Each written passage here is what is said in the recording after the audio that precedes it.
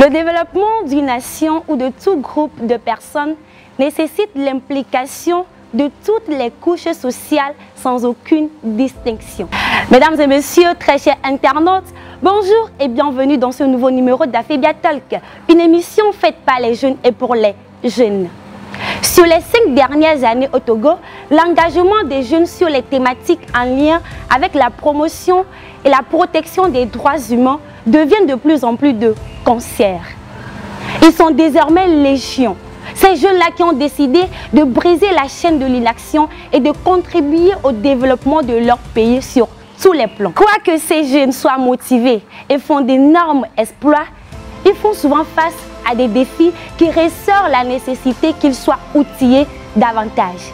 Et c'est dans cette optique que 3 jeunes ont eu l'occasion de participer en septembre 2022 à un programme de formation CAPI 2022 organisé par l'équipe CODAB qui n'a ajouté que de la vitalité à leur engagement. Qui sont-elles? Quelle est la portée de leur engagement et quelles sont les organisations et les institutions avec lesquelles elles collaborent pour la mise en place de cette initiative? C'est tout à l'heure.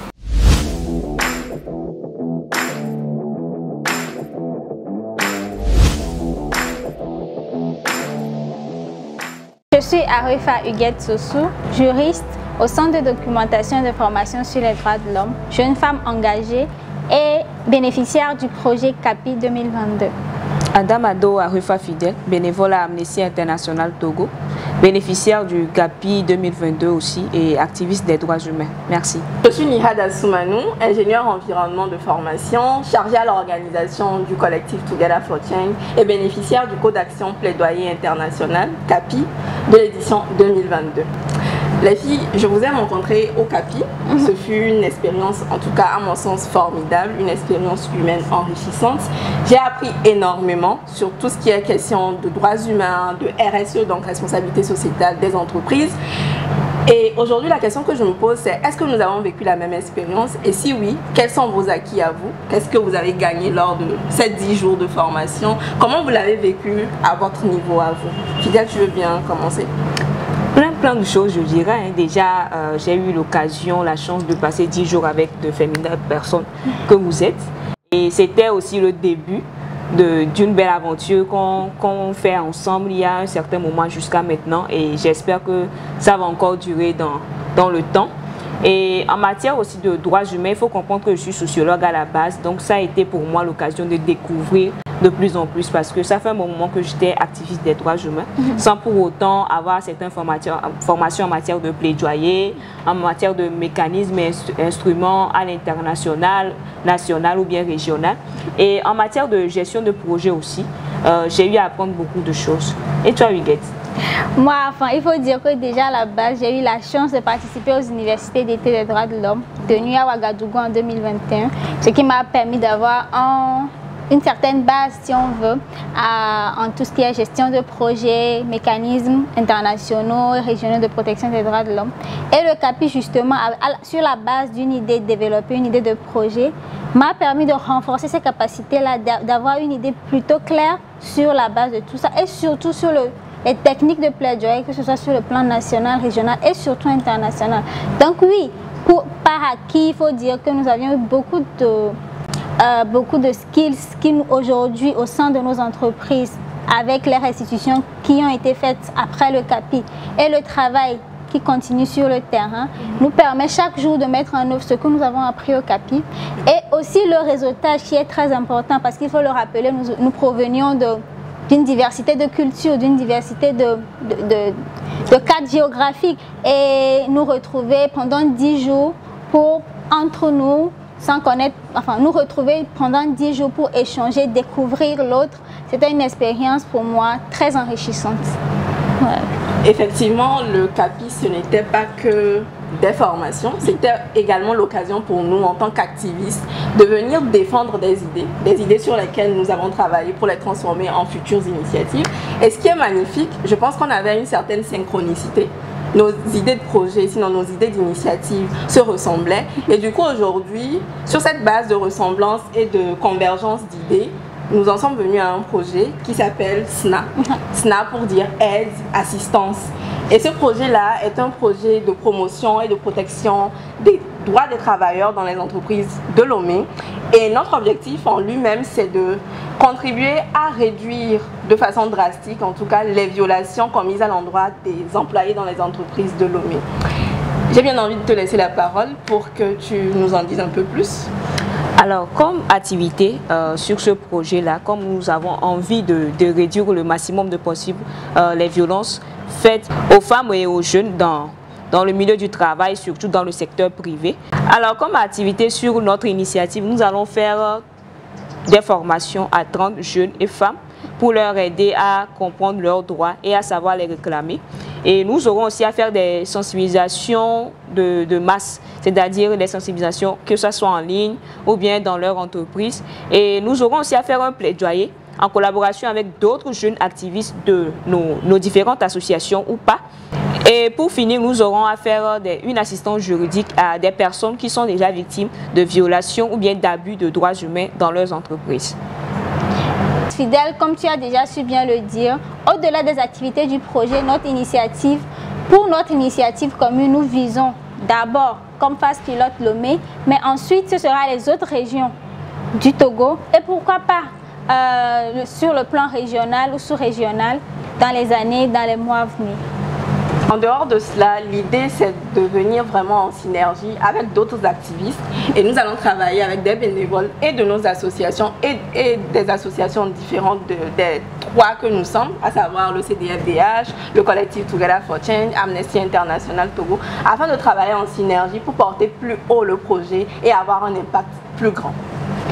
Peut-être pour finir, pour ajouter à ce que tu viens de dire, Nira, je pense que l'objectif aussi, c'est de pouvoir impliquer le maximum de jeunes défenseurs, surtout de jeunes femmes défenseurs, dans le projet afin de pouvoir avoir un impact certain, un impact plus grand, que ce soit dans la mise en œuvre de notre projet en particulier et dans la promotion des droits de l'homme, et des droits des femmes et des jeunes en général.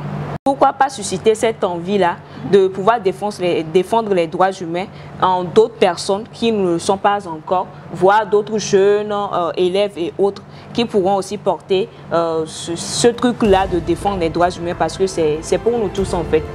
Merci.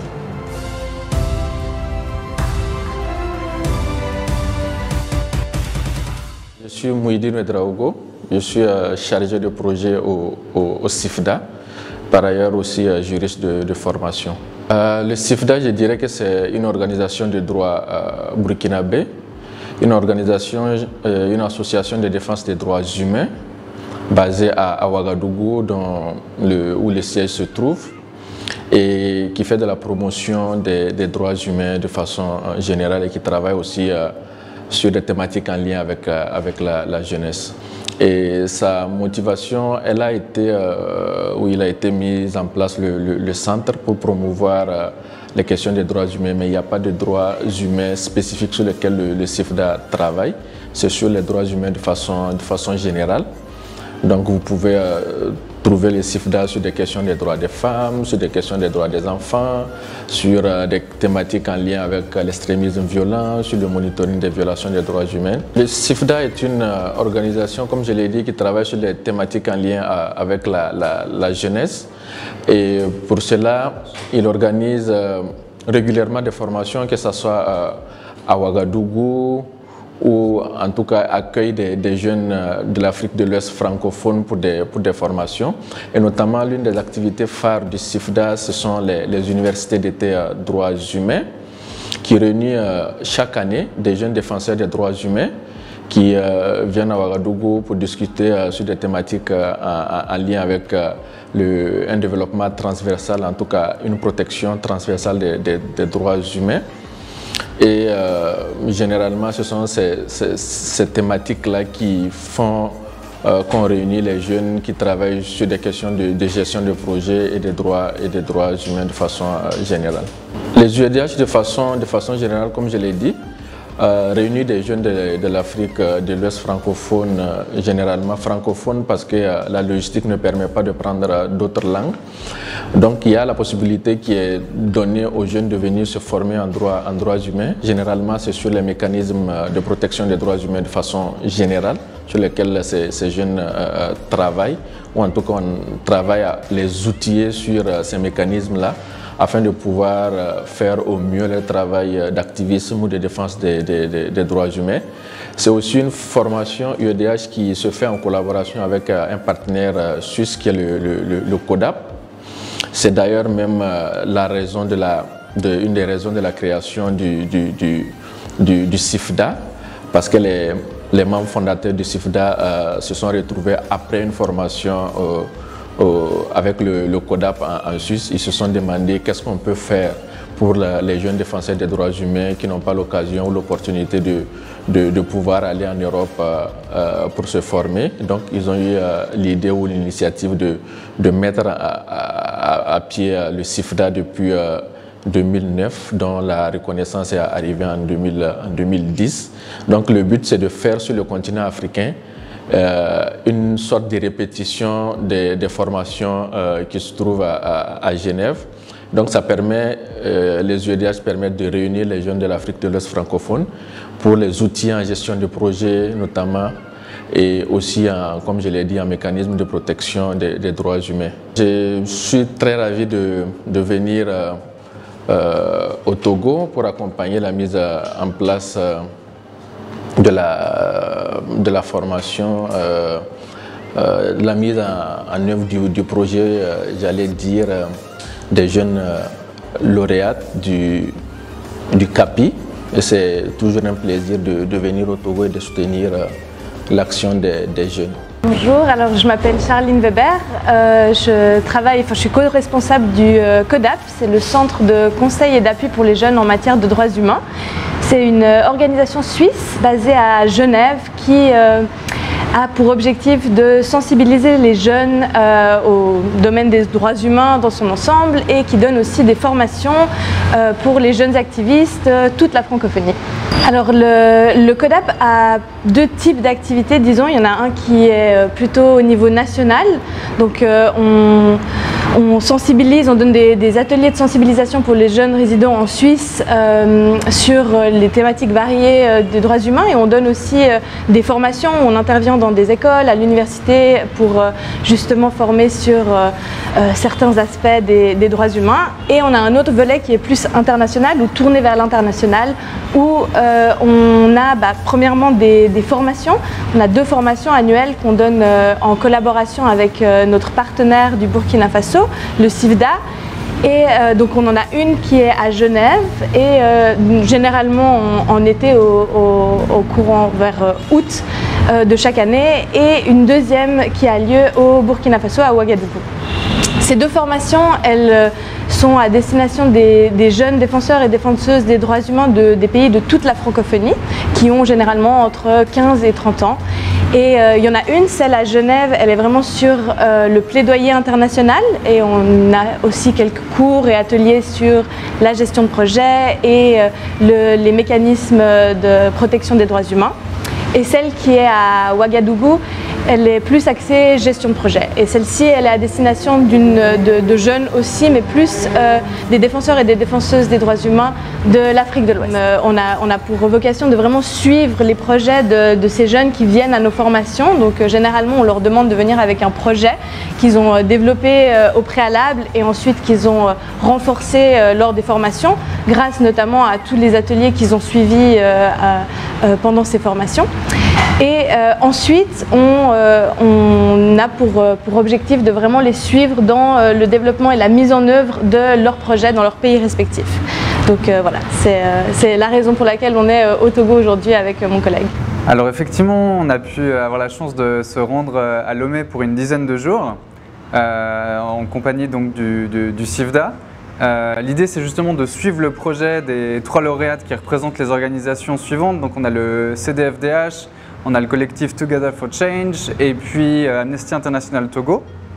Donc d'une part, en fait, il y a tout un appui technique où on les accompagne justement à essayer de repenser un peu à leur projet, voir un peu les éléments qui pourraient être apportés. On a aussi fait du renforcement de capacité à des jeunes militants, militantes qui vont être impliqués sur le projet. Donc ça, c'est peut-être un peu le premier volet. Et puis, comme le projet porte sur la question du droit des travailleurs, des travailleuses dans plusieurs entreprises au Togo, on a aussi eu la chance de rencontrer des partenaires techniques, du ministère par exemple, aussi des représentantes des syndicats. Donc voilà, on a essayé de vraiment prendre un peu cette dizaine de jours pour échanger là-dessus, et puis aussi du côté du CIFDA et du CODAP de rencontrer des partenaires de ces différentes associations avec qui on travaille pour la plupart depuis plusieurs années, et puis voir quels sont aussi les besoins, qu'est-ce que nous de notre côté on pourrait faire différemment pour soutenir au mieux en fait les jeunes défenseurs et défenseuses des droits humains au Togo et puis plus généralement en Afrique de l'Ouest. Alors, on a vraiment la chance d'avoir, depuis nos 36 ans d'existence, développé un vaste réseau de partenaires en Afrique qui nous envoie vraiment à chacune de nos éditions des jeunes défenseurs et défenseuses des droits humains très actifs. Si je prends juste les 5 dernières années, c'est près de 200 jeunes qui ont été formés, donc jeunes activistes qui ont été formés, qui sont passés soit par la formation à Genève, soit par celle à Ouagadougou, soit les deux. Et vraiment, on a des retours très positifs de ces jeunes et aussi des organisations qui les envoient, qui n'ont de cesse de répéter que vraiment les formations sont très appréciées et que les personnes reviennent avec une motivation encore plus grande et des connaissances approfondies dans les sujets qu'on traite. Donc on est très contents. Au niveau des perspectives, donc, cette année, il y a plein de projets réjouissants de formation qui vont pouvoir être suivis par les jeunes défenseurs et défenseuses des droits humains du monde entier et surtout donc de la francophonie. Donc on a d'une part le Code d'Action Plaidoyer International, donc c'est une formation maintenant qui est un peu la formation qui définit on va dire le CODAP, qui aura lieu à Genève en Suisse du 19 au 29 août. Cette année elle va porter plus sur un sujet assez général qui sera plus l'activisme et les droits humains. Donc l'idée ce sera d'arriver et d'essayer de discuter et d'échanger autour des formes d'activisme général qui permettent justement d'assurer la protection et la promotion des droits humains. Donc on aura d'une part ce travail-là. Ensuite on a aussi ce qu'on appelle les modules ICODAP qui sont des modules de formation en ligne introductifs en gestion de projet et en droit international des droits humains. Donc généralement, il y a plusieurs sessions durant l'année, lors desquelles on a des petites vidéos de formation, des quiz et puis aussi des études de cas analysées. Et puis en général, on demande aux participants et aux participantes du Code d'Action Plaidoyer International de réaliser ces formations. Et puis nous, on accorde aussi énormément d'importance en fait au suivi des alumni des formations du CODAP et du CIFDA. Donc on essaie de toujours travailler avec ces jeunes défenseurs, défenseuses des droits humains, de les soutenir aussi dans leurs actions de plaidoyer au niveau national, régional ou international. Donc on aura aussi pas mal de travail dans ce sens-là. Et puis aussi de notre côté, on prépare pas mal de choses pour les prochaines années. Donc on espère pouvoir renforcer aussi notre soutien en Afrique de l'Ouest. On voulait déjà remercier et féliciter toute la jeunesse togolaise qui s'engage pour la défense, la promotion des droits humains. On est toujours hyper impressionné en fait de travailler avec ces jeunes défenseurs, défenseuses des droits humains. C'est très inspirant et puis nous on essaye de faire vraiment au mieux pour vous accompagner. Donc n'hésitez pas aussi si vous avez des propositions, des retours à nous faire sur des accompagnements ou bien des choses que vous aimeriez qu'on mette en place aussi au Togo ou dans la sous-région, voilà, contactez-nous, n'hésitez pas et puis comme on dit, on est ensemble. Cette cause, elle est la mienne, elle est la vôtre, elle est la nôtre. Alors unissons nos forces pour contribuer à la réduction des violations commises à l'endroit des femmes en milieu professionnel. Très chers internautes, mesdames et messieurs, nous voici à la fin de cette belle émission. J'espère que vous avez adoré. Alors merci pour votre attention et on se dit à la prochaine. C'était avec Dionne Amé Christine.